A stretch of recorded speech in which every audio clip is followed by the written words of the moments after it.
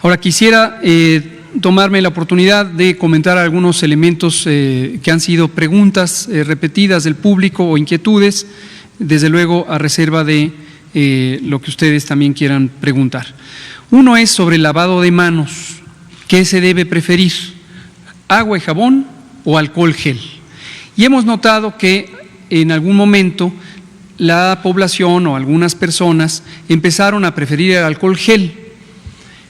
La respuesta es: no es indispensable usar alcohol gel. Es decir, la primera opción no es alcohol gel. La primera opción es agua y jabón. El jabón es un mecanismo efectivo para remover las sustancias grasas que se tienen generalmente en las manos sucias, y la superficie del propio virus, obviamente esto es a nivel microscópico, la superficie del virus está formada de sustancias grasas, las moléculas de grasa que tiene la estructura del propio virus. Entonces, esto es suficiente para lograr, por un lado, remover, quitar de las manos las sustancias físicas, tanto agua como un montón de sustancias que están en lo que uno va tocando a lo largo de las horas, y limpian la superficie de las manos, eliminan al virus, y eso es suficiente si lo hacemos repetidamente. ¿Cuántas veces hay que lavarse las manos? 20, 30 o más veces. Esto estamos hablando de que prácticamente cada hora o más cercano a cada hora, cada media hora, donde se encuentra la oportunidad, se lava uno las manos. En caso de no tener cercano o disponible agua y jabón, un sustituto puede ser el alcohol gel, pero el preferente es agua y jabón. Y lo digo entre otras razones porque esto empieza a ser también sujeto de especulación comercial. Se empiezan a encarecer botellas de medio litro de alcohol gel que antes costaban 50 pesos, hoy se están vendiendo a casi 300 pesos. Eso desde luego es un abuso porque se está especulando con la necesidad en un momento de crisis. Esperamos que los comercios tengan un poquito de sentido de responsabilidad social y no quieran lucrar en un momento donde existe una necesidad de proteger a la población.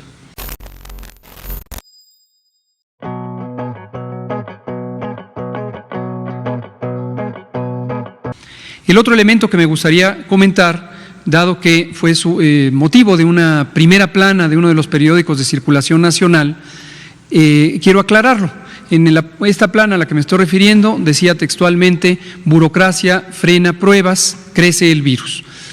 Y la nota correspondiente parecía implicar que hay una disposición o una actitud por parte del gobierno para frenar que los laboratorios privados participen en el diagnóstico.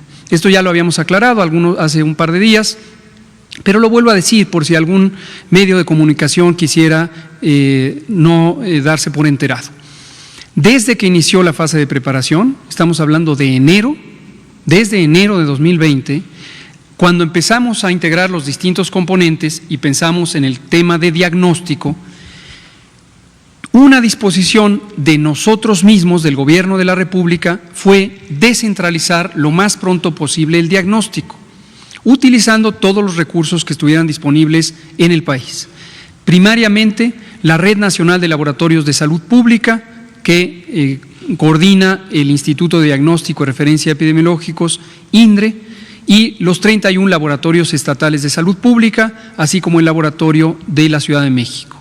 También los laboratorios de apoyo a la vigilancia epidemiológica, en donde algunos hospitales e institutos nacionales de salud y también del Seguro Social y del ISSSTE se incorporaron a esta capacidad diagnóstica. Y con eso tenemos 41 laboratorios que abarcan todo el país.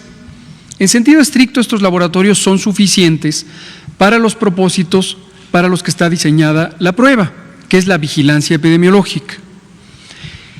Sin embargo, comprendemos que pudiera haber personas que les resulta tranquilizador realizarse una prueba si tuvieran algunos síntomas. Hemos explicado ya que no existe una razón médica por la que la prueba ayude, es decir, las decisiones del personal médico en instituciones públicas o en organizaciones privadas no depende de que se confirme o se descarte el diagnóstico. Se debe asumir que cualquier persona durante toda esta fase de la epidemia que presentara los síntomas característicos, lo más probable es que tuviera coronavirus y se le debe poner en aislamiento para protección de la familia, la comunidad y la sociedad, y se debe vigilar la evolución que va a ser hacia la cura espontánea por producto del sistema inmune, el sistema de defensas, en personas con bajo riesgo de complicarse. Y que debe cuidarse para detectar tempranamente manifestaciones, síntomas, signos de complicación en las personas adultas mayores, mujeres embarazadas o personas que padezcan ciertas enfermedades crónicas que disminuyen la potencia del sistema inmune, hipertensión, diabetes, enfermedad cardiovascular o también otras enfermedades como enfermedad pulmonar crónica, vivir con VIH, cáncer, uso de medicamentos inmunosupresores. Entonces, la prueba diagnóstica, insisto, es una prueba para uso en vigilancia epidemiológica, pero si alguien tiene la inquietud de realizarse la prueba y quiere tener esta prueba a la mano en laboratorios privados, puede hacerlo. Pero hay dos requisitos fundamentales. El primero y muy importante es demostrar, acreditar la competencia técnica. Esto quiere decir que todo laboratorio privado o social que quiera hacer la prueba, tenemos que estar seguros que es competente, de modo que un resultado positivo signifique que es positivo y un resultado negativo signifique que es negativo. Porque lo que no queremos que ocurra es que una persona, particularmente las personas adultas mayores, se quede confiada de que resultó negativa la prueba y si el laboratorio no está haciendo las cosas con la calidad de vida y el resultado es falsamente negativo, va a exponer a la persona al riesgo de confiarse innecesariamente, como si realmente se hubiera descartado la infección por el coronavirus. Y el segundo requisito es importante, es el compromiso con la vigilancia epidemiológica. No queremos que alguien haga pruebas, oculte la información por incumplir con lo que establece la Ley General de Salud, que es la notificación inmediata de casos de una enfermedad que está obviamente sujeta a vigilancia epidemiológica. Entonces, esta es la aclaración para cualquiera que quisiera saber la información verídica y que se pudiera llegar a confundir cuando aparecen estas noticias que están distorsionando la información. Hoy les comento, hoy tuvimos una conversación con una de las empresas mayoritarias o de gran volumen que abarca al menos 2 laboratorios privados, 2 redes de laboratorios privados, y justamente revisamos las inquietudes que pudiera haber en torno a cualquier limitación de la velocidad de que sean acreditados. En algunos casos es porque faltan algunos elementos que demuestren la competencia técnica, y esto es por parte de los laboratorios privados. Nosotros no tenemos pendiente alguno. El momento en que exista la demostración, se les acredita y proceden a realizar las pruebas. Y en este ejemplo que estoy diciendo, quiero destacar positivamente un buen sentido de responsabilidad. Me estoy refiriendo precisamente a los 2 laboratorios que hace unos días habían emitido un comunicado que parecía señalar que la Secretaría de Salud les prohíbe hacer las pruebas. Y ya conversamos, aclararon dudas, quedó muy claro que nosotros no prohibimos ni pretendemos prohibir y que solamente queremos garantizar lo que es nuestra responsabilidad como autoridad sanitaria, que es la competencia técnica. Entonces, creo que en próximos días, muy pronto, conoceremos el avance de este proceso de acreditación y liberación de las pruebas para los laboratorios privados que demuestren su competencia.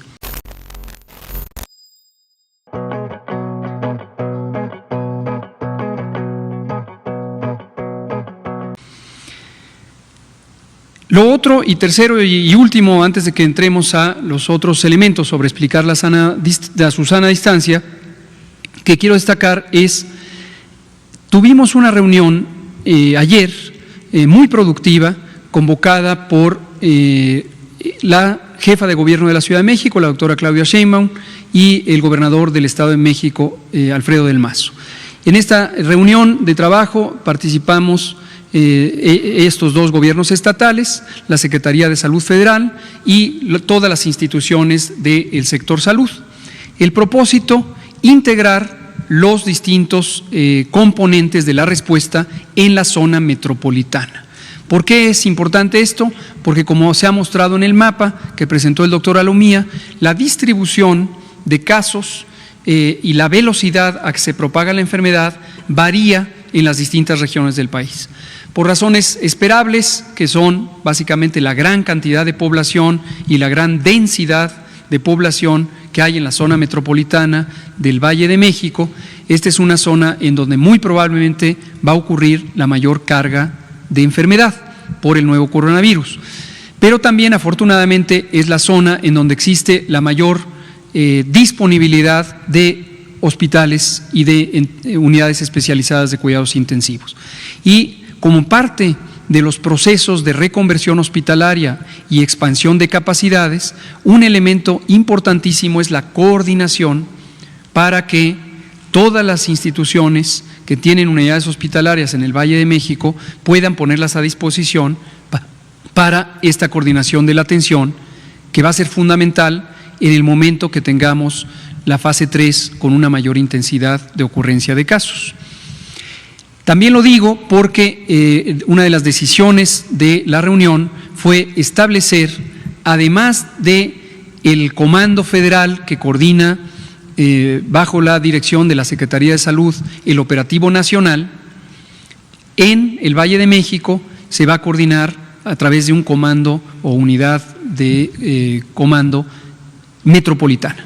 Y obviamente ambos comandos van a estar en continua comunicación.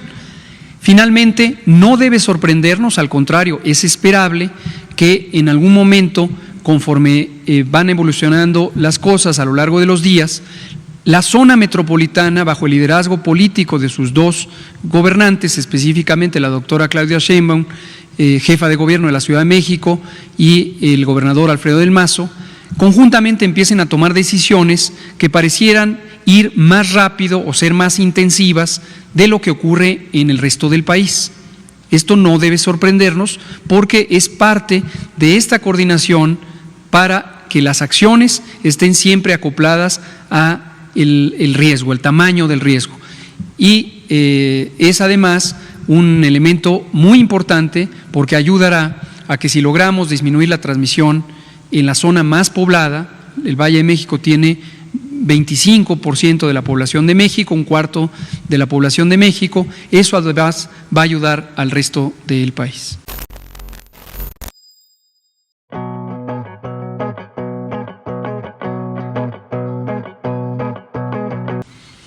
Esos eran los tres elementos generales. Entonces le pido al doctor Alomía si empieza con la Susana a distancia y nos comenta algunos de los elementos de las disposiciones. Con mucho gusto. Si nos pueden, por favor, proporcionar la siguiente diapositiva. El día de ayer, los que nos pudieron acompañar, precisamente vieron la presentación inicial de la Jornada Nacional de Sana Distancia, que está programada para dar inicio a partir del próximo lunes 23 de marzo. Y junto con la Jornada Nacional de Sana Distancia se nos presentó a una nueva heroína. Nuestra nueva heroína se llama Susana Distancia y precisamente uno de sus principales, comentaba ayer el doctor Cortés Alcalá, uno de sus principales atribuciones es poder generar un espacio seguro alrededor de cada una de las personas para poder mitigar o disminuir la probabilidad de contagios que podemos tener, lógicamente en función de cómo se transmite este virus, que es a través de las gotas que una persona que tose o que estornuda y que está enferma emite y que puede entonces contagiar a alguien más. Se quiso representar de esta manera porque realmente se quiere llevar el mensaje más importante de la Jornada Nacional, que es precisamente llevar a cabo actividades, ¿sí?, que nos permitan estar, digamos, lejos o por lo menos en un ambiente seguro de lo que pudiera significar una transmisión o un contagio comunitario, ¿sí? Entonces, dentro de este marco hay una serie de actividades que podemos llevar a cabo. Como pueden ver ustedes, por ejemplo, el día de hoy, para dar ya un ejemplo directo de cómo vamos a estar trabajando en este marco, por ejemplo, que nos toca estar el día de hoy, que son las conferencias. Recordemos que esto empieza formalmente a partir del lunes 23 de marzo, pero estamos de alguna manera ya ejemplificando cómo, por ejemplo, tenemos que tener una sana distancia. La sana distancia la ejerzo yo al extender mis manos, ¿sí? El doctor López-Gatell ya está fuera de mi alcance, ¿sí? Y entonces, si yo por algún motivo en este momento estornudara o tosiera, el doctor López-Gatell estaría, digamos que seguro, porque esa tos y ese estornudo no llegaría hasta donde está él. No llegaría tampoco donde están ustedes, porque ustedes también están lejos de esa área. Eso es un poco lo que tenemos que tratar de replicar como población en nuestro diario quehacer, ¿sí? Al menos durante las siguientes semanas y los siguientes meses, en donde vamos a tener un incremento de casos confirmados de la enfermedad, ¿sí? Esta sana distancia precisamente nos va a permitir estar un poco más seguros de no poder estar cerca de alguien que en su momento pueda estar realizando un contagio. Pero además, ya lo decía también el doctor López-Gatell, hay ciertas acciones que podemos además llevar a cabo para complementar. El lavado de manos, decíamos, es muy importante, ¿sí? Y se debe de llevar a cabo con mayor frecuencia, sobre todo en estas siguientes semanas que vamos a tener. Porque más allá de la sana distancia, si yo al estornudar o toser, lo decíamos también en otros ejemplos, estas gotas quedan aquí sobre la mesa, y alguien más viene y pone su mano sobre ella, en ese momento puede tener ya el virus en sus manos, no que se vaya a contagiar a través de las manos, pero va a llevar el virus no solamente con el riesgo de, si se toca ojos, nariz o boca, contagiarse, sino que además al tenerlo en sus manos, al tocar otro tipo de superficies como perillas, como mesas, o si se continúa saludando o abrazando o besando a la otra persona, pues entonces podríamos tener mayor riesgo de enfermar. Por eso la sana distancia a su vez integra otras acciones que son importantes y que si vamos sumando a todas ellas como hábitos que podemos empezar a implementar en los siguientes días, cada una de ellas sumadas va a ser sinergia para poder entonces impedir que haya una transmisión. Eso como un primer punto. Exacto. En seguimiento a lo que dice el doctor Alomía, ahora vamos a distinguir dos clases de sana distancia. La sana distancia que depende de la decisión y del comportamiento de nosotros, nosotras como individuos. Cada quien puede marcar su sana distancia y alejándose físicamente de la otra persona. Esto es, la manera de lograrlo es con la conciencia que tengamos todas, todos en la población sobre la importancia de protegernos a nosotros mismos de que no nos contagien, pero además proteger a los demás. Si nosotros somos quienes estamos infectados, tenemos la enfermedad y no queremos que los demás se contagien. Entonces, esta parte está integrada también a las otras dos medidas importantes, la de la etiqueta respiratoria, el estornudo de etiqueta, en donde se protege uno el estornudo utilizando el ángulo interno del brazo, achú, o el lavarse continuamente las manos, o quedarse en casa si uno tiene síntomas. Todos estos elementos depende de cada quien que sea consciente y que lo haga. Y aquí lo que pedimos es que todas y todos en la sociedad corran la voz. Entonces, su sana distancia nos ayuda a orientarnos y todos y todas invocamos a su sana distancia para mantener esa sana distancia.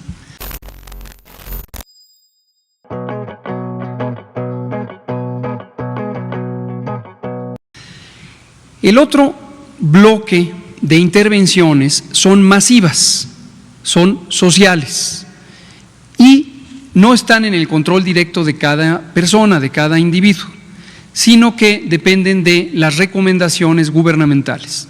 Y son precisamente las tres acciones masivas que fueron presentadas el sábado pasado en este mismo espacio: el cierre anticipado del ciclo escolar o del segmento del ciclo escolar a partir del próximo lunes 23 de marzo y hasta el viernes 19 de abril.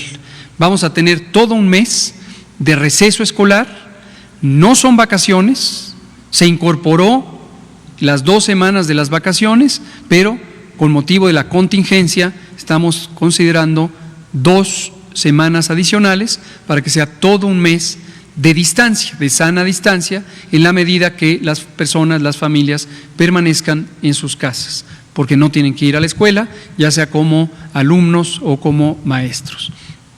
Segundo, la suspensión temporal de las actividades no esenciales de todas las organizaciones públicas, sociales y privadas.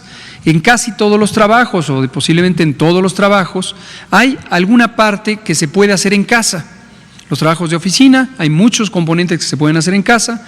Los trabajos que no son mecánicos, físicos, hay varios componentes que se pueden hacer en casa.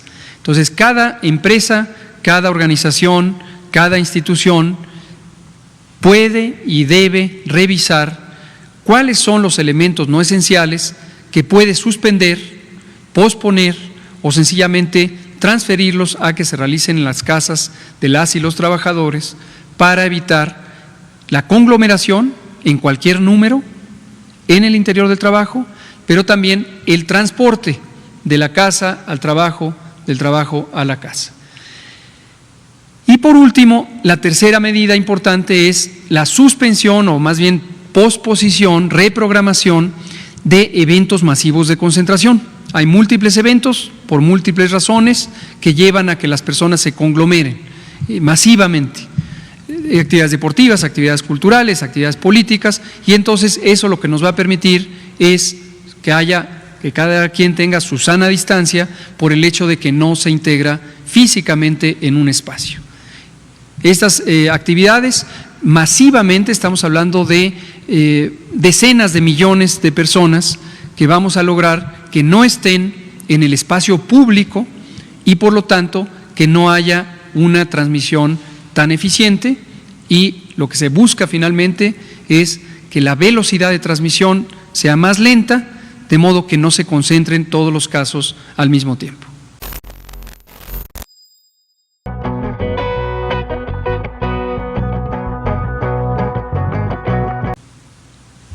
Y quisiéramos sí también recalcar que hay grupos de personas que identificamos en el hoy como grupos importantes de riesgo, en donde todo el poder y la capacidad de su sana distancia debería de tener un enfoque muy preciso.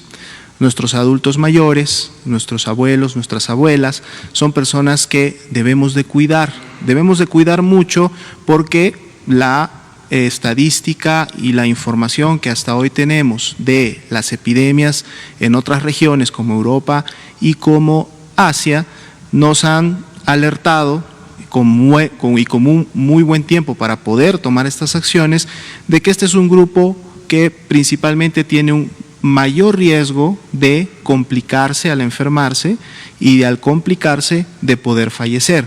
Por lo tanto, todas estas acciones de sana distancia deben de ser priorizadas y enfocadas en este grupo.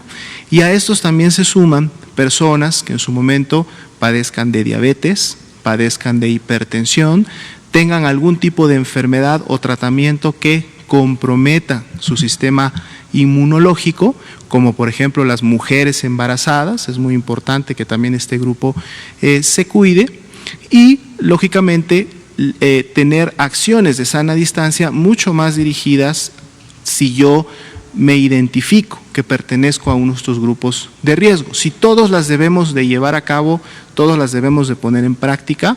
Si yo formo parte de alguno de estos grupos de riesgo, todavía con mayor razón debería yo en lo personal llevarlo a cabo, pero también mi entorno familiar, mis amistades, la gente que conozco, debería de llevarlas a cabo hacia mi persona para poder generar esta mejor protección. Entonces, grupos de riesgo muy importantes donde sana distancia debe de estar siempre presente a partir de ya.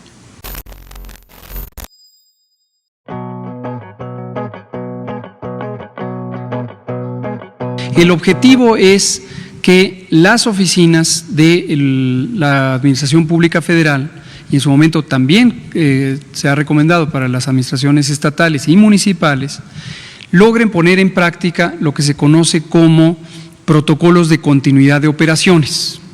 Continuidad de operaciones quiere decir garantizar que el gobierno sigue operando, y esto lo explicó posteriormente la Secretaría de la Función Pública en un comunicado, la garantía de que el gobierno no para. El gobierno es un actor clave que es esencial, es parte en sentido general de las actividades esenciales. Entonces el gobierno tiene el compromiso de seguir operando para proteger a los ciudadanos, para garantizar sus derechos, para facilitarles la vida en todo aquello que es competencia del gobierno. Y esto es lo que destacó la Secretaría de la Función Pública. Me parece que la doctora Irma Heréndira Sandoval después también hizo señalamientos al respecto. Entonces eso debe quedar totalmente claro. ¿Por qué fue totalmente inconveniente que un documento inexacto se filtrara? Porque precisamente no tenía dos precisiones que son fundamentales. La primera es, el Sistema Nacional de Protección Civil tiene establecido un mecanismo de el inventario de los protocolos de continuidad de operaciones, lo que establece que cada oficina y suboficina, cada componente en las dependencias tiene que tener la garantía de que no va a interrumpir los servicios esenciales. Ese proceso se está trabajando en estos momentos y parece que hasta el momento tenemos una importante tranquilidad de que esos protocolos existen, de que se conocen al interior de cada oficina y de que se toman las provisiones necesarias para no interrumpir la funcionalidad del gobierno. La otra imprecisión respecto a ese documento no autorizado consiste en que se establecía el lenguaje jurídico como un elemento de obligatoriedad, donde parecía que era una imposición de la Secretaría de Salud hacia el resto de las dependencias. Y esto es improcedente porque la Secretaría de Función Pública tiene los mecanismos para, de una manera muy positiva y de una manera muy propositiva, tener los mecanismos legales para que las oficinas entren en priorizar las actividades sustantivas. Segundo, las actividades accesorias que garantizan a las actividades sustantivas.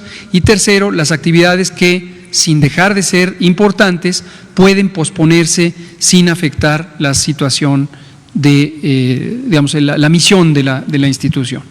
Asimismo, un cuarto componente que es importante y para el cual también, trabajando conjuntamente la Secretaría de Salud con la Secretaría de la Función Pública, hemos podido identificar precisamente cómo garantizamos que las personas que se encuentran en las categorías de riesgo de salud, estos adultos mayores, las personas con inmunosupresión, las personas con enfermedad renal o hepática crónica, etcétera, puedan tener unas condiciones de mayor seguridad sanitaria en la medida en que puedan hacerse una serie de escalonamientos o dispensas sobre su requerimiento de estar físicamente en el espacio público de las instituciones. Entonces, en resumen, el documento como se señaló, no debe tomarse como un documento autorizado, es un borrador muy preliminar de material que se está trabajando pensando en la continuidad de operaciones, no solamente para el momento actual, sino para momentos posteriores de la epidemia, pero sacado de contexto, parecía como que era una disposición de aplicación inmediata. Yo creo que al inicio de la semana, ya en su momento, tendremos listos todos esos elementos y de manera oficial se anunciará por los canales correspondientes.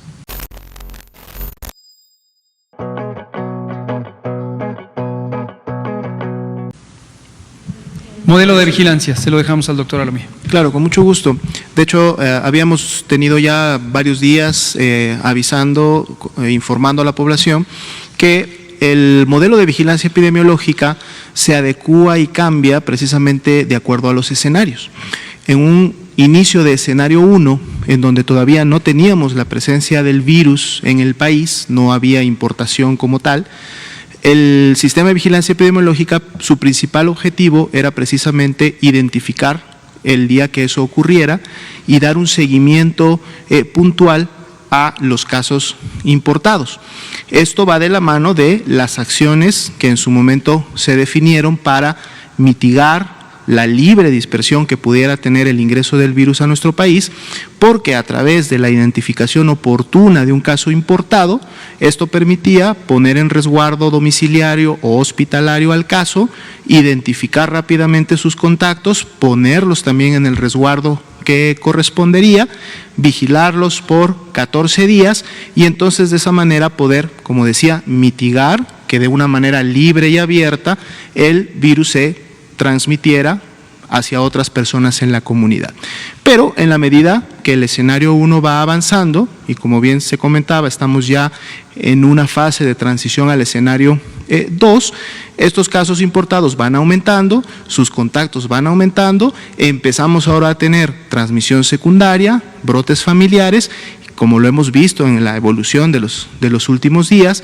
Por lo tanto, entonces el enfoque empieza ya a dejar un poco de vista a los casos que son importados y ahora se concentra un poco más en identificar cómo empieza a desarrollarse esta transmisión comunitaria.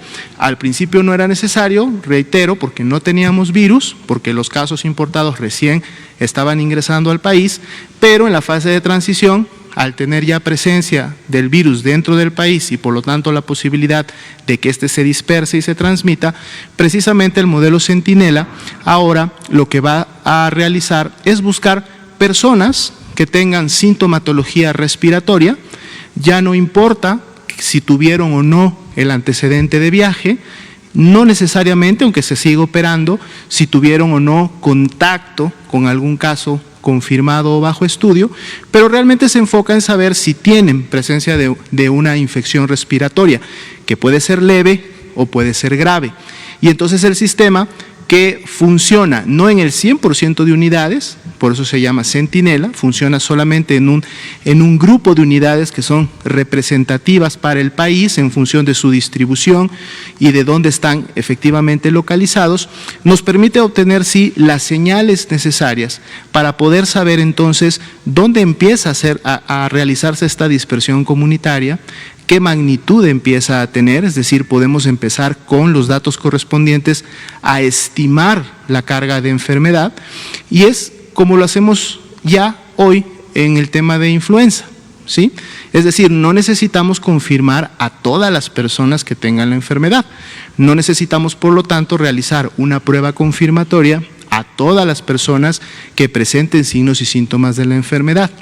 Basta con poder confirmar por laboratorio algunas de ellas y en diferentes partes del país para obtener una muestra que a través de esa muestra nos permita identificar indicadores que con esos indicadores podremos estimar.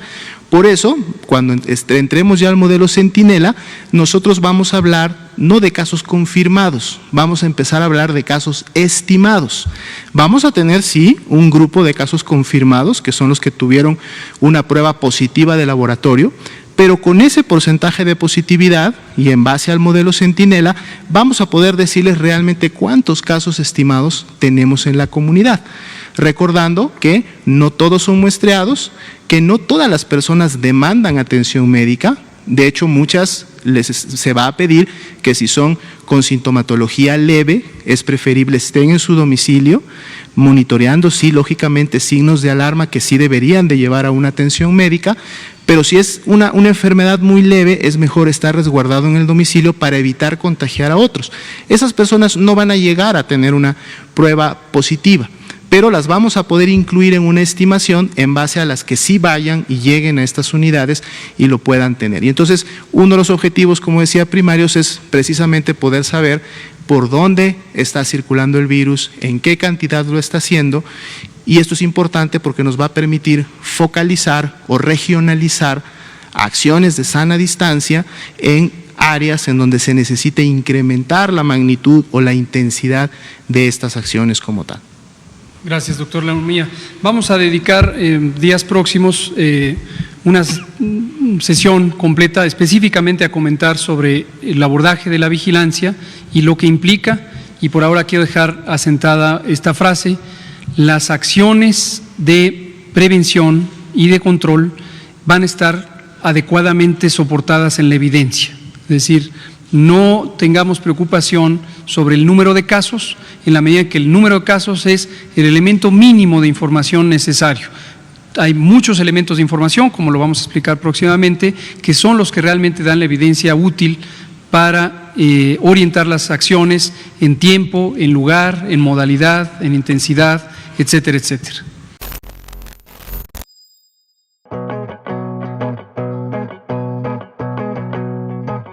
Precisamente, y lo seguiremos diciendo, entendemos la legítima inquietud de un segmento importante de la población que al ver noticias, al ver como referencia visual o de conocimiento las experiencias de otros países, está pensando en que es posible hacer una suspensión absoluta de actividades de la movilidad pública, de las actividades económicas, sociales, etcétera.